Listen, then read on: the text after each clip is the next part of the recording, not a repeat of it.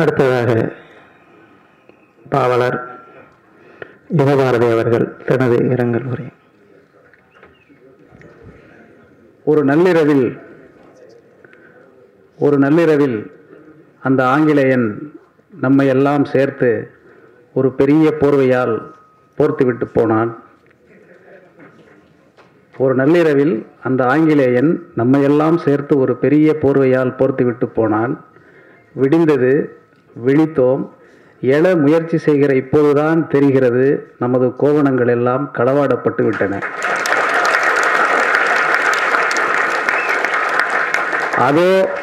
அதோ நமது கோவணங்கள் தான் தேசிய கொடியாய் பறந்து கொண்டிருக்கிறது.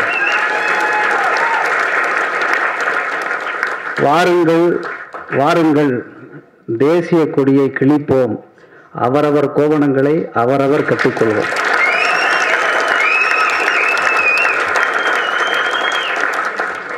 இப்ப நான் சொன்ன இந்த கவிதை என்னுடைய கவிதை கிடையாது, அண்ணன் அரியநிதியுடைய கவிதை. அண்ணனுடைய கவிதையை நான் எப்படி மேடையில் சொல்லி கைத்தட்டு வாங்கினேனோ அதே மாதிரி ஐயா கவிக்கோவினுடைய பல கவிதைகளை மேடையில் சொல்லி அண்ணன் அறிவுமதி நிறைய கைத்தட்டை வாங்கியிருக்கிறார்.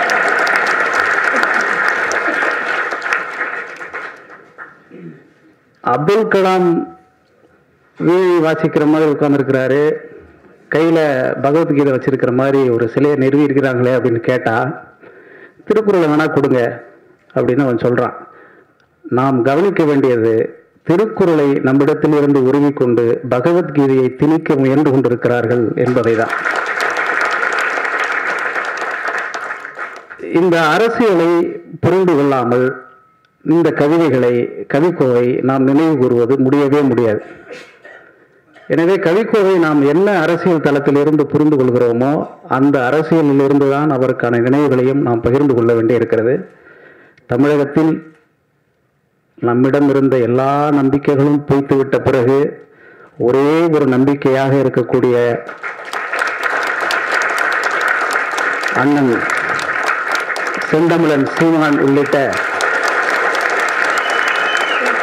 இந்த மேடையை வணங்கி தொடங்குவதில் மகிழ்ச்சி அடைகிறேன் என்று நான் சொல்ல முடியாது. ஏனென்றால் இது ஒரு நினைவேந்தல் நிகழ்ச்சி என்பதனால் இதிலே நாம் மகிழ்வதற்கு எதுவுமே இல்லை. அதை தாண்டி தமிழகத்தில் எந்த கூட்டம் நடந்தாலும் நாம் மகிழ்ச்சியோடு எந்த கூட்டத்தையும் நடத்துவதில்லை. அது கதிராமங்கலத்தில் நடந்தாலும், நெடுவாசலில் நடந்தாலும், ஓபிஎஸ் இபிஎஸ்ஐ பற்றி பேசினாலும் எல்லாமே பரிதாபகரமான நிலையில் இப்படி ஒரு நினைவேந்தல் நிகழ்வை நாம் நிகழ்த்தி கொண்டிருக்கிறோம். கவிக்கோ ஐயாவினுடைய உணர்வுகள், அவருடைய கவிதைகள், அவருடைய ஏராளமான கவியரங்க மேடைகளிலே நான் பங்கு கொண்டிருக்கிறேன். அவரிடம் இருந்த ஒரு ஆளுமை என்பது ரொம்ப முக்கியமானது. ஒரு பாரதிதாசனை நாங்கள் எல்லாம் பார்த்ததில்லை, இன்னும் சொல்ல போனால் கண்ணதாசனை எல்லாம் கூட நான் எல்லாம் பார்த்ததே இல்லை. அப்படியான நேரத்தில் கவிக்கோ என்பது ஒரு மிக பெரும் கவி ஆளுமையாக இந்த தமிழ் நிலத்தில் அவர் செய்திருக்கக்கூடிய சாதனைகளை எல்லாம் பட்டியலிட்டு சொல்வதற்கு இந்த மேடை போதாது.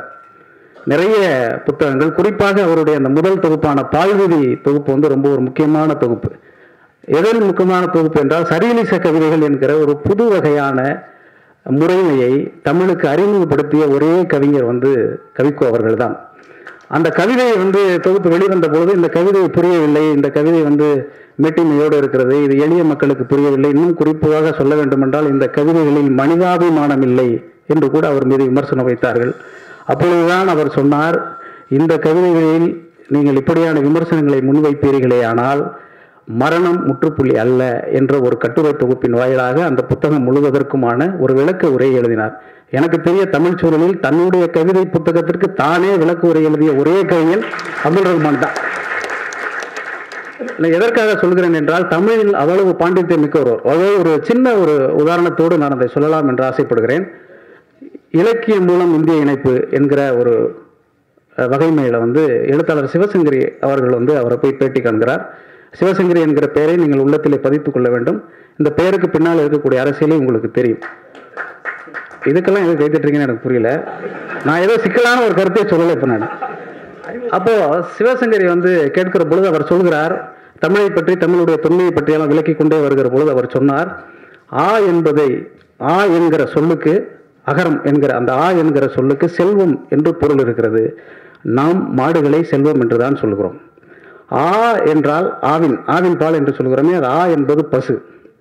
ஆக மாட்டுவையும் பசுவையும் முதல் 2 எழுத்தில் வைத்திருக்கக்கூடிய நமக்குத்தான் மாட்டிறைச்சியை பற்றியும் மாட்டை காப்பாற்றுவது பற்றியுமான அரசியலை இவர்கள் நடத்தி கொண்டிருக்கிறார்கள் என்பது பின்னாடி சொல்றது, நான் சொல்றது, ஐயா சொல்லலது. இது எதற்காக இதெல்லாம் சொல்றேன் அப்படின்னாக்க, ஐயாவினுடைய அரசியல் பார்வை என்பது ரொம்ப முக்கியமான ஒரு புரிதலில் இருந்து எழுதுது. அவர் ஒரு முழுக்க திராவிட இயக்க மேடைகளில் தன்னை முன்னிலைப்படுத்தி கொண்டு கவிதைகளை வாசித்திருந்தாலும் கூட தமிழ் இன விடுதலைக்காக அவர் எழுதியிருக்கக்கூடிய ஏராளமான கவிதைகளை சொல்லிக்கொண்டே இருக்கலாம். சிறந்த கவிதைகள், அநேக கவிதைகள் அவர் எழுதியிருக்கிறார். ரொம்ப நுட்பமான விஷயங்களை அவர் சொல்வார். எழுத்து என்பது என்ன? ஒரு தடவை நான் பேசிக்கொண்டே இருக்கிற போது ஐயா கேட்டேன், நிறைய கவிதைகள் நம்ம எழுதிட்டே இருக்கிறோம், அப்போ எழுத்து என்னன்னா, நான் பித்தனில் எழுதியிருக்கேனே, நீ படிக்கலையா அப்படின்னு கேட்டார். எல்லா கவிதைகளும் படித்து தான் இருக்கிறோம், ஆனால் அவர் சொல்லும்போது தான் நமக்கு அது ஞாபகத்துக்கே வரும்.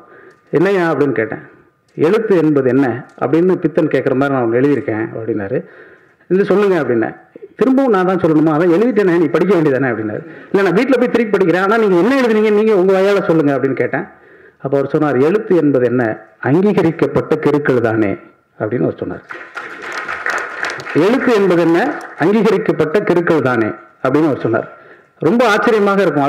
அவரோடு பேசிக் கொண்டிருக்கும் போது, உன் வீட்டு கதவை தட்டுகிற போது யார் என்று கேட்காதே, ஒருவேளை அது நீயாகவே இருக்கலாம் அப்படின்னு ஒரு கதை சொல்ல. அப்படி தலைகீழாக நின்று பார்த்தேன், நேராக தெரிகிறது உலகம் அப்படிம்பாரு.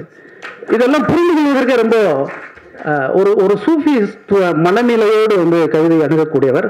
தமிழில் ஏராளமான புதிய முயற்சிகள். ஒரு முறை தமிழறிஞர் சிவத்தம்பி அவர்களோடு பேசிக் கொண்டிருக்கும் போது நான் அவர்கிட்ட கேட்டேன், மகாகவின்னு சொல்றாங்களே, நான் இங்கே கூட வந்தோடனே அண்ணன் சீமான் அவர்களிடம் கேட்டேன், அதாவது சில பேரை கவிஞர்னு சொல்றீங்க, சில பேரை பாவலருங்கிறீங்க, சில பேரை பெருங்கவிங்கிறீங்க, சில பேர் கவிக்கோங்கிறீங்க, இந்த பாகுபாடு ஏன் வருகிறது அப்படிங்கிற மாதிரியான ஒரு கேள்வியை தமிழறிஞர் சிவத்தம்பி இடத்துல நான் கேட்டேன். மகாகவினா என்ன? எல்லாரும் கவிஞர் தானே, அதையும் சில பேர் மட்டும் மகாகவின்னு சொல்றீங்க, சில பேர் மகாகவி இல்லைன்னு சொல்றீங்க அப்படின்னு சொன்னோன்னே அவர் சொல்றாரு, நீ பாரதியாருடைய பாடல்களை படிச்சிங்களா அப்படின்னாரு. யாமறிந்த மொழிகளிலே தமிழ் மொழி போல் இனிதாவது எங்கும் காணோம், இதெல்லாம் சொல்லிட்டு கம்பன் போல், வள்ளுவன் போல், இளங்கோவை போல் அப்படின்னு பாரதி சொல்லியிருக்கிறான். அதனால பாரதி பின்னாடி மகாகவி ஆகிறான். இந்த 3 பேரும் ஏன் மகாகவி ஆகிறாங்க அப்படின்னு யோசிங்க அப்படின்னாரு. யோசிக்க தெரியாம தான் உங்களை தமிழ் அறிஞரை வச்சிருக்கிறோம், யோசிச்சு சொல்றதுக்கு தான் நீங்க தமிழ் அறிஞராக இருக்கிறீங்க, என்னன்னு சொல்லுங்கன்னு அவர்கிட்டையும் கேட்டேன். நான் கேட்டோன்னே அவர் சொன்னாரு, அது வரைக்கும் இருக்கக்கூடிய தமிழ் வடிவங்களை எழுதி பழகி பிறகு தமிழில் புதிய வடிவத்தை எவன் ஒருவன் உருவாக்குகிறானோ, உற்பத்தி செய்கிறானோ, அவன் மகாகவி. கம்பனுக்கு முன்னால் விருப்பம் கிடையாது, வள்ளுவனுக்கு முன்னால் குறைப்பா கிடையாது, அப்படி ஒவ்வொன்று பாரதிக்கு முன்னால் வசன கவிதை கிடையாது என்பதனால் எல்லா வடிவங்களும் எழுதி பழகிய ஒருவன் அதற்கு பிறகு ஒரு புதிய வடிவத்தை தமிழுக்கு தந்துவிட்டு போகிறானே, அவனெல்லாம் மகாகவி அப்படின்னு அப்படி சொன்னார். அந்த வகையில பார்த்தோம்னா கவிக்கோ 2 விதமான புதிய வடிவங்களை தமிழுக்கு கொடுத்திருக்கிறார். ஒன்று கசல் வடிவங்களையும் சூஃபிச கவிதைகளையும் அப்படி சொல்லிட்டே இருக்கலாம். அவர் அப்போ மகாகவிகளுக்கெல்லாம் மகாகவியாக அவர் இருந்திருக்கிறார் அப்படின்னு தான் நம்ம பார்க்கணும். கவிக்கோவை பொறுத்த வரைக்கும் என்னன்னாக்க, அவருக்கு இந்த சினிமா பாடல்கள் மீது பெரிய உடன்பாடு இருந்ததில்லை. அம்மி கொத்துவதற்கு சிற்பியதற்கு அப்படிலாம் நிறைய அவர் சொல்லிட்டே இருந்தார்.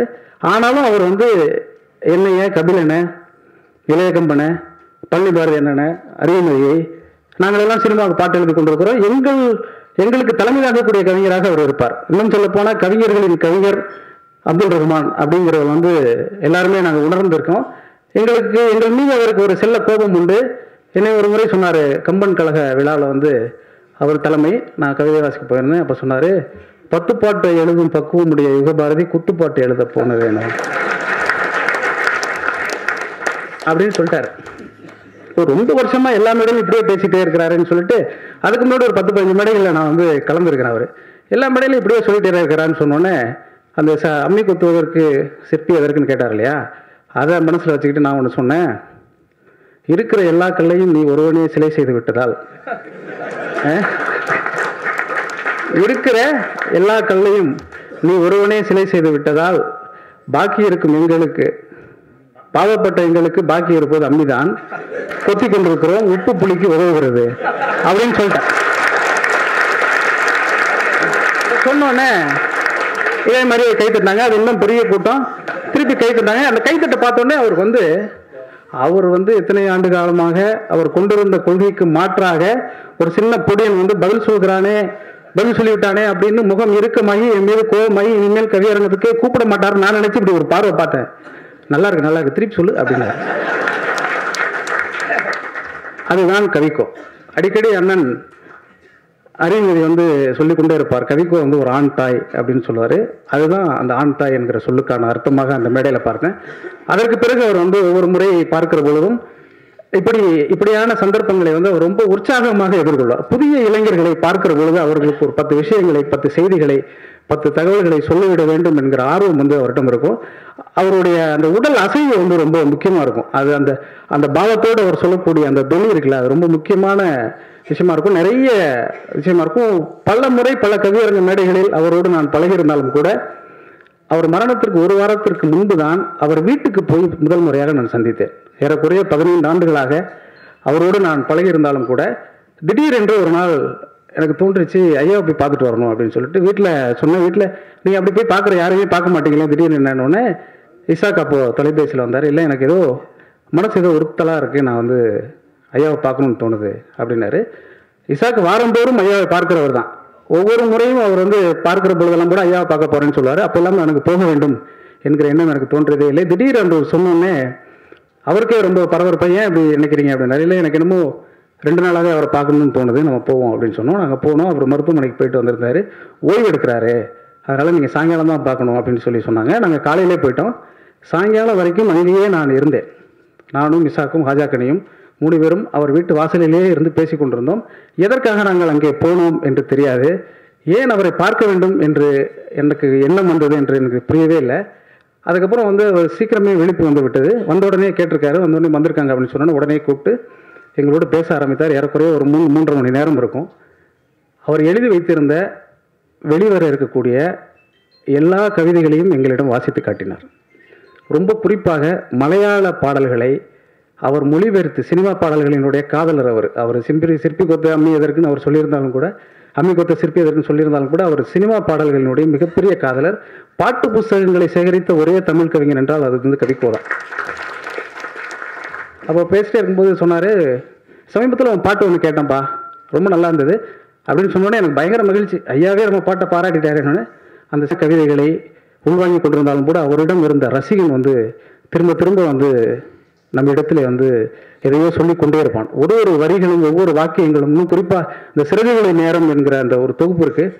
அது முழுக்க முழுக்க தமிழ் கவிதை உலகத்தில் அதற்கு முன்பு கவிஞர்கள் யாருக்கும் அவ்வளவு பெரிய அங்கீகாரம் கிடைக்க முடியாத அளவுக்கான ஒரு உரைநடை தமிழுக்கு வழங்கியவர்.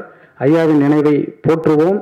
எல்லா இழந்து போன நம்பிக்கைகளும் மீட்கக்கூடிய அண்ணன் இந்த விழாவை ஏற்பாடு செய்திருப்பது நிறைவை அளிக்கிறது என்று நான் சொல்லி நெக்குருக மாட்டேன். இந்த நினைவை நாம் தொடர்ச்சியாக போற்றுவோம். நன்றி, வணக்கம்.